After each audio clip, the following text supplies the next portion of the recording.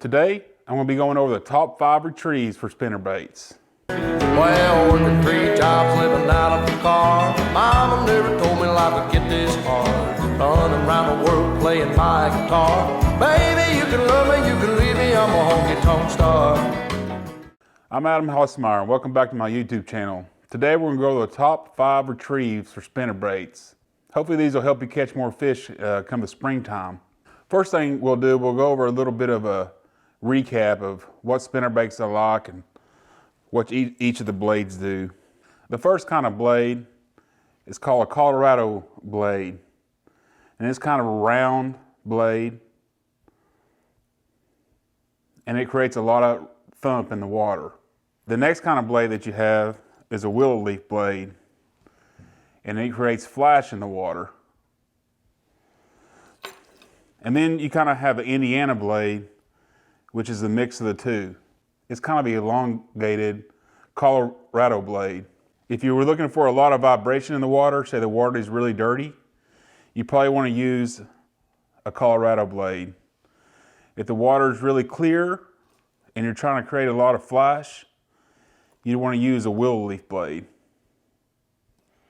If you're not quite sure, you can either go Indiana blade, which is a good blade that kind of mixes between the two, or what I do most of the time is you get a combination willow leaf Colorado blade spinnerbait, and this is what I use the majority of the time. So we're going to go out to the pool, and I'm going to demonstrate some of these 5 different retrieves to use when you're out spinnerbait fishing, and hopefully these will be helpful to you come springtime when we all can get back on the lake. For this demonstration, I'm just going to be using a combination willow leaf Colorado leaf blade spinnerbait. Like I say, it's a good combination, or kind of a jack of all trades, and it's a good spinnerbait just for general use. So that's what I'm going to be using for this demonstration. The number 1 retrieve is one that everybody uses. It's just a standard basic slow retrieve. And the thing you got to remember about this retrieve, it can be effective. However, anybody else and everybody else fishing the lake is going to be using the same retrieve generally. So you have to make yours stand out just a little bit from everybody else's. So anytime you're fishing a spinnerbait, you want to make sure that you're pausing it, popping it, giving it some action other than just the general slow moving action that it normally have. That way if a fish is on it and makes a little jump or a pop, it'll make the fish react to your spinnerbait. So this is the moderate retrieve, just a standard moderate retrieve, but you got to remember everybody else in the lake is probably using this retrieve as well. So you might not want to use this one a whole bunch, but it can work. So we're just going to toss it out there and just use a slow retrieve like this, and then you want to pop it every now and then. You just want to pop it. You just want to add a little bit of action when you're reeling it in. So you just use a slow, steady retrieve, give it a pop every now and then.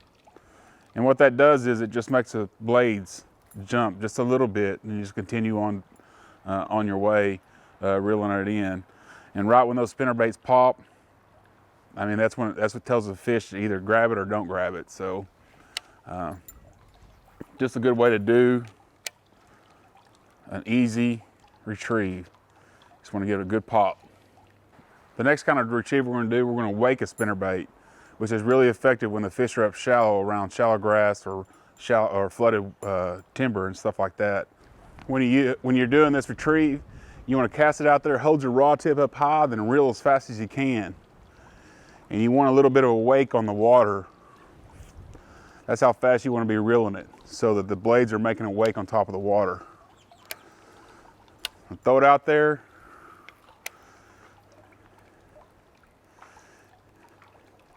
Even if your blades pop the top of the water a little bit, that's fine. If you're reeling it so fast that it pops the top of the water, that's fine, because it's acting kind of like a topwater bait at that point. And you can add a little popping motion to your rod every now and then if you want.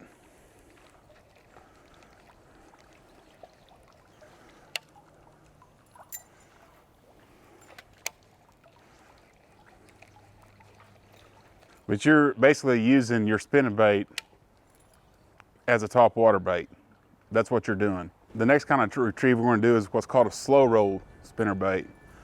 Anytime, like in the springtime or when the fish are really lethargic, this will get them going pretty good.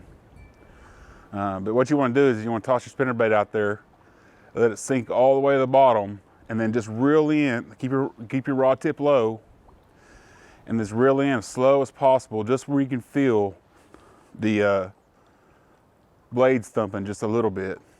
And the best thing about this retrieve is when there's something on the bottom of the lake, like a little rock, you come across a rock or a stick or anything like that, you can feel your bait come up to the top. You can feel your bait pull up to it, and then once your bait hits it, you want to give it a good jerk. And what that'll do is it'll make your bait come up and just kind of glide back down.